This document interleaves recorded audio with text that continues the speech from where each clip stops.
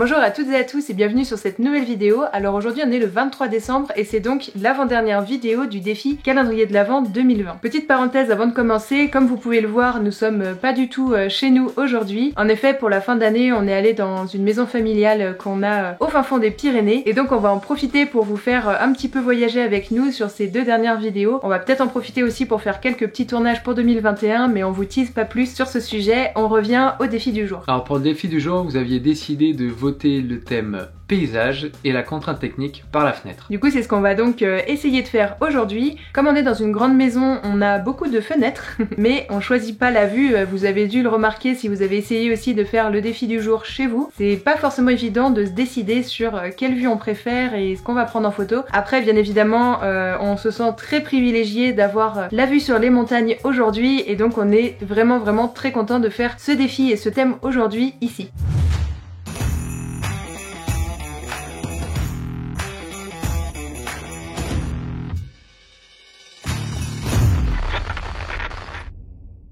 Bon alors comme on est en déplacement, j'ai pas pris tout mon set d'objectifs pour pas trop m'encombrer inutilement. Du coup je suis partie sur mon 24-70 qui est polyvalent, on peut faire du portrait, du paysage, on peut faire un peu tout avec cet objectif là, donc ce sera parfait pour aujourd'hui. Donc au niveau du réglage, comme c'est pour du paysage ici aujourd'hui, je suis partie sur une ouverture petite, donc pour avoir une très grande profondeur de champ, et une vitesse de 1/50 parce que ça bouge pas un paysage. J'aurais très bien pu me mettre aussi en mode semi-automatique ou quoi, mais bon moi j'ai l'habitude du mode manuel, c'est absolument pas obligatoire. Souvent les gens me posent cette question, ce n'est pas obligatoire. Quand je donne mes réglages comme ça, c'est pour vous donner une petite idée, mais si vous préférez les modes semi-auto, ça fonctionne très bien aussi. Et donc en ISO, il y a une très belle lumière dehors aujourd'hui, donc je suis à 100 ISO, le plus bas, c'est toujours bien comme ça. Alors comme il y a beaucoup de fenêtres dans cette maison, et qui donnent sur plusieurs endroits différents de la montagne, je vais un peu essayer différents paysages, et puis je verrai ce qui me plaît le plus. Et je sais pas non plus si je garde le cadre de la fenêtre, pour que dans le thème, il y ait aussi la contrainte technique ou le rappel de la contrainte technique sur le thème de ma photo, ou si juste pour le backstage vous voyez que c'est fait par une fenêtre et ça suffira comme ça. Je sais pas trop encore, on verra. Donc je pense avec l'encadrement de la fenêtre gardé aussi sur la photo, ça fera un cadre dans le cadre et ça peut être plutôt sympa, mais c'est des fenêtres carrées ici à cet étage là de la maison, donc je sais pas trop. Mais comme c'est l'étage le plus haut, c'est là où il y a le plus beau paysage, donc je pense qu'on va quand même rester là-dessus. Au pire, je recadrerai peut-être ma photo finale en carré. Je le fais quasi jamais, je laisse souvent le format de base, mais là, ça peut peut-être être vachement sympa en fait. Vu que la fenêtre est carrée. Alors là, j'ai le clocher de l'église. La question est, est-ce que j'ouvre la fenêtre ou est-ce que je la laisse fermer? Ouvert, c'est mieux. Ah, ouvert, j'ai le reflet. Ça peut être cool ça. Attends. J'ai une partie du... Ça, ce sera pas au format carré du coup. Du coup, ça peut être sympa le reflet de la fenêtre, la montagne en face et dans le reflet, mais là, je pense que c'est pas la meilleure vue pour ça. Du coup, je vais rester sur du carré. Et du coup, avoir un demi-reflet, c'est bizarre. En fait, je vais fermer la fenêtre là.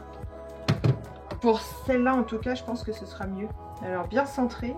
Ah oui, petite astuce, vous pouvez afficher sur votre écran, on verra pas trop là vu qu'il fait sombre dans la pièce, mais vous pouvez afficher sur votre écran des lignes en général, par exemple les lignes des tiers ou quoi. Alors ça veut pas dire qu'il faut absolument respecter la ligne des tiers, absolument pas, mais en fait ça vous met des grilles et ça permet de cadrer directement bien horizontal votre photo et tout ça, et d'éviter d'avoir à redresser vos photos au post-traitement à chaque fois, c'est plutôt pratique. En tout cas moi je trouve. Tu te pousses ma Lily? C'est pas toi qu'on prend en photo aujourd'hui. Hop. C'était pas non plus hier. Non plus. Alors sachant que du coup ces lignes vous pouvez aussi les faire afficher dans le viseur directement, enfin après ça dépend les boîtiers, mais très pratique pour bien aligner vos photos correctement dès le départ. Centre parfaitement, là on va jouer sur la symétrie du coup. Après je vois pas le clocher en entier si je suis parfaitement droit. On va ruser. Non, si c'est en biais ça le fait pas en fait. Mon idée de faire bien cadré, ça marche pas. J'ai pas le bon truc pour ça. Autre fenêtre du coup.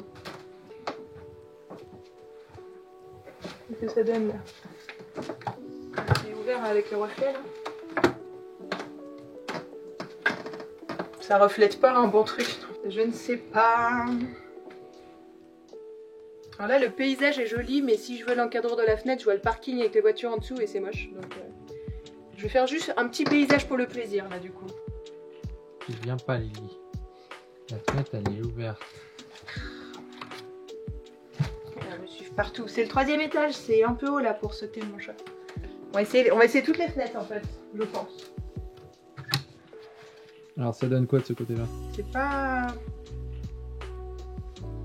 le paysage pas évident. Après en plus c'est des petites fenêtres, donc ça laisse pas... C'est pas le mieux là.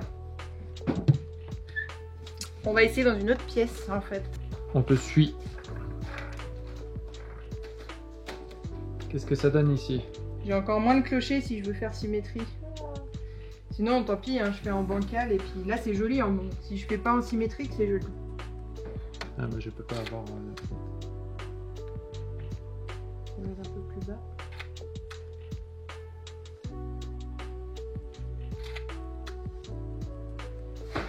Enfin, le backstage le plus long de l'histoire là, pour compenser celui d'hier qui était court.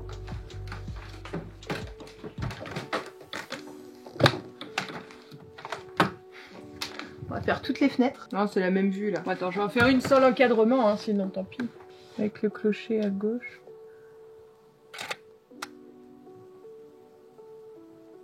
Attends, c'est quoi les contraintes techniques? Ah oui, par la fenêtre. C'est con. Pourquoi tu crois que je m'embête à pas grimper en montagne pour avoir des beaux paysages? Je sais pas pourquoi j'étais parti sur le Aiki, mais non, Aiki c'est dans les propositions de demain. Bon, du coup j'ai 2-3 trucs un peu sympas, mais j'ai pas encore forcément pile ce que je veux, donc juste pour histoire de tout essayer, on va essayer aussi les fenêtres du premier étage, enfin en dessous, et on verra.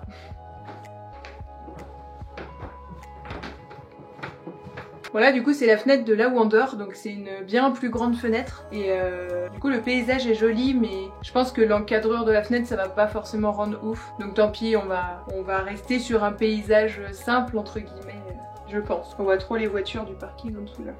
Bon, du coup globalement c'est pas forcément mieux que les photos qu'on a fait au-dessus, donc je pense qu'on va rester là-dessus, parce que du coup le rez-de-chaussée il va trop donner vue sur les voisins, donc ce sera moins intéressant, donc voilà, c'est déjà bien. On a de la chance d'avoir la montagne au réveil, même si en photo du coup c'est pas forcément les paysages les plus waouh, parce qu'il y a un petit bout de maison ou un petit bout de voiture ou je sais pas trop quoi, et quand on est un peu perfectionniste on chipote à force, hein, mais ça reste très très cool, je me plains pas du tout de cette vue.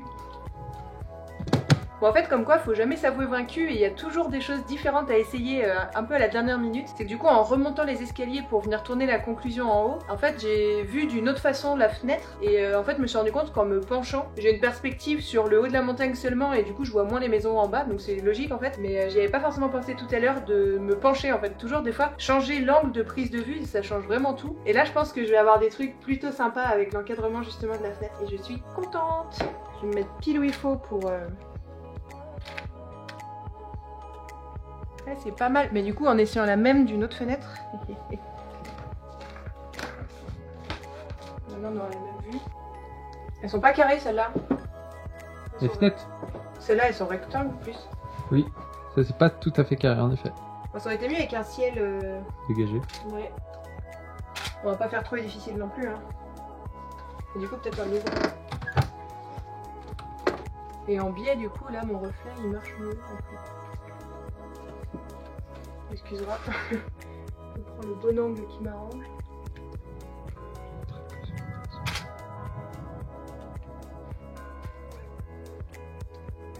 Il y a du vent.